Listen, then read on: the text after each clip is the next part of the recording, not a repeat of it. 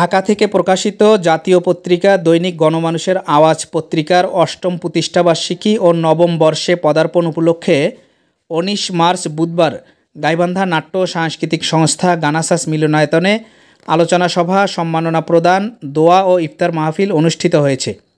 সংস্কৃতিকর্মী শফিকুল ইসলাম রুবেলের সঞ্চালনায় ও দৈনিক গণমানুষের আওয়াজ পত্রিকার গাইবান্ধা জেলা প্রতিনিধি শাহজাহান সিরাজের সভাপতিত্বে অনুষ্ঠানে আমন্ত্রিত অতিথি হিসেবে উপস্থিত থেকে বক্তব্য রাখেন গাইবান্ধা সদর উপজেলা নির্বাহী অফিসার মাহমুদ আল হাসান, গাইবান্ধা সরকারি কলেজের অধ্যক্ষ প্রফেসর খলিলুর রহমান, সম্মিলিত সাংস্কৃতিক জোট গাইবান্ধার সাবেক সভাপতি আলমগীর কবির বাদল, সাপ্তাহিক অবিরাম পত্রিকার প্রকাশক ও সম্পাদক হারুনার রশিদ বাদল, সাংবাদিক মুজিবুল হক সানা, মনিরুজ্জামান খান মনির, মাইদুল ইসলাম প্রমুখ।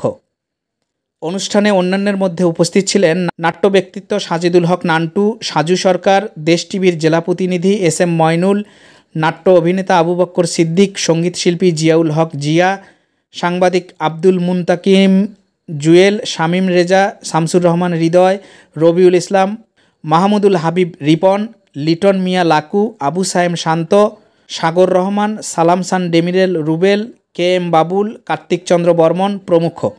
অনুষ্ঠানে সাহিত্য ও নাট্যচর্চায় বিশেষ অবদানের জন্য সাহিত্যিক ও নাট্যকার মোহাম্মদ ময়নুল হোসেনকে সম্মাননা প্রদান করা হয়।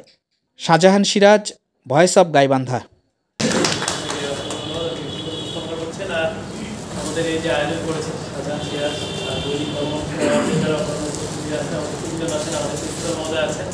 সাথে আমার বরিষ্ঠ সাংবাদিক ভাইয়েরা এবং ছুটিজন যারা আছেন অন্য ব্যক্তি সবাইকে এবং শিল্পীও দেখা যাচ্ছে বেশ কয়েকজন আছে, ভালো লাগলো।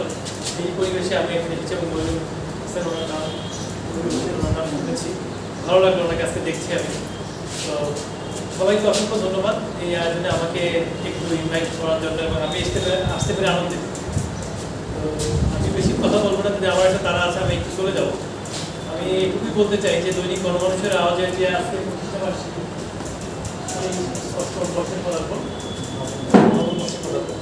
নববর্ষে পদার্পণ উপলক্ষে আমি যাদের শুভকামনা রাখছি। আর গণমানুষের আওয়াজ অর্থাৎ মানুষের যে রুট লেভেল থেকে তারা যে তথ্য নিয়ে আসেন, নিশ্চয়ই আমাদের সাধারণ সিরাজ উনি আছেন, উনি ভয়েস অব গাইবান্ধার যে ইয়েটা আছে মাঝে মধ্যে দেখি ওনার ফেসবুকের যে ওনার গ্রুপটি আছে বা ফেসবুক পেজটি আছে, উনি প্রায় মানুষের বিভিন্ন তথ্য নিয়ে আসেন এবং এগুলো গণমানুষের আওয়াজও প্রচার করেন। তো এটা আসলে উঠে আসা দরকার, কারণ আমরা জানি যে আপনারা হচ্ছেন রাষ্ট্রের একটা বিশেষ অঙ্গ, যার মাধ্যমে আমরা কিন্তু তথ্যটা পাই। এই তথ্যটা দেখা যাচ্ছে আপনারা কিন্তু সেই দুর্গম চরাঞ্চল থেকে নিয়ে আসতেছেন। আমাদের গণমাধ্যম কর্মী যারা আসেন তারা কিন্তু অনেক কষ্ট করছে। আপনারা এই নদী পার হয়ে ওপারের চরের তথ্য বা বিভিন্ন রুট লেভেলের তথ্য আমাদের কাছে দিচ্ছেন, যেটা অনেক সময় আমরা জানতে পারি না। আপনাদের কাছ থেকে জেনে আমরা ব্যবস্থা নিতে পারি। তো আমি চাই আমার এক হাতের অংশ কিন্তু আপনারা, আমার এই সাংবাদিক গণমাধ্যম কর্মী যারা আছেন, আপনার এই ভাইদের কাছ থেকে আমি সহযোগিতা চাই। আপনারা আমাকে তথ্য দেবেন, যে কোনো তথ্য আমি পেলে আমি অবশ্যই ব্যবস্থা নিতে পারবো। আমি গাইবান্ধাকে ভালো রাখতে পারবো। আমি কামনা করছি আমার যারা গাইবান্ধা যারা সুবিধা এখানে আছেন সবাইকে আমি আহ্বান জানাচ্ছি আমাকে সহযোগিতা করবেন। আমি যেন গাইবান্ধা সদর উপজেলাকে ভালো রাখতে পারি, গাইবান্ধা জেলাকে ভালো রাখতে পারি।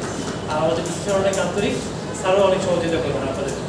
তো এই বলে আমাদের যিনি মইনুল হোসেন উনি আছেন, ওনার সংস্কৃতি আমাদের দেশের প্রাণ, মানে আমাদের বলা যায় যে প্রাণ কেন, যে আপনি যে আজ থেকে 71 সালে কেমন ছিল বাংলাদেশ সেই সময় যাত্রাপালা, বা আজ থেকে 80 সালে কেমন ছিল বাংলাদেশ সেই সময় সাদা কালো ছবি যদি দেখি আমি বুঝতে পারবো আমার কৃষ্টি কালচার কেমন ছিল। এই যে আমার ঐতিহ্য, তো তারা ধরে রাখছেন, তারা আমাদের গুণীজন, আমরা তাদেরকে সাদরের সম্ভাষণ জানাই। আর তার যে আজকে মানে যে সম্মাননা, এই সম্মাননাটাকে আমি এই আয়োজনকে আমি সাধুবাদ জানাচ্ছি। সাধারণ সিরাজ সহ যারা আয়োজন করেছেন সবাইকে ধন্যবাদ জানাচ্ছি এবং সবাই ভালো থাকবেন। আল্লাহ হাফেজ। ইফতারের সময় বক্তৃতা দেওয়া কিছু নেই। আমরা এই দৈনিক গণমানুষের আওয়াজ শাহজাহান সিরাজের আমি ভিডিও ক্লিপগুলো প্রায় দেখি আর কি। ওর মধ্যে একটা সম্ভাবনা আমি দেখি আর কি, যে আমরা তো এমনি বলি যে ঝড় বয়, কিন্তু বাতাস যে ওই ধানের শীষে বাতাস হয়ে যায় খেলে, একটা কবিতার লাইন আছে।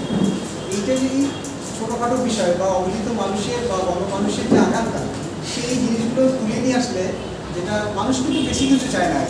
আমরা তো শহরের মানুষ অনেক কিছু চাই, অনেক কিছু পাই, অনেক কিছু দেখি, কিন্তু সাধারণ মানুষরা কিন্তু এত কিছু চাওয়া দরকার নেই ওদের। তাদের শুধু 4টা ডাল ভাত খেয়ে রাত্রে একটু ঘুমাতে পারলেই তারা খুশি থাকে।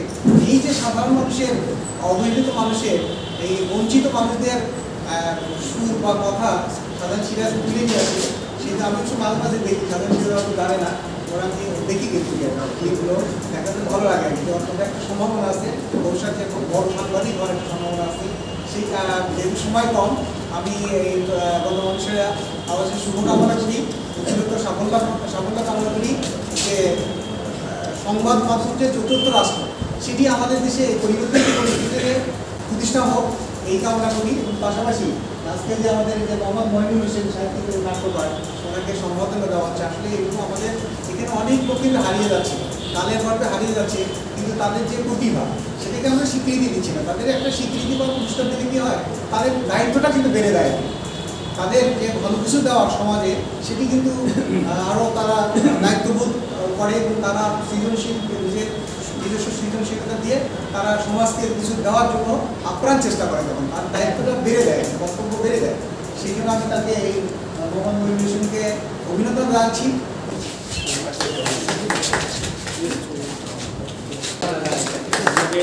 অভিনন্দন। আমরা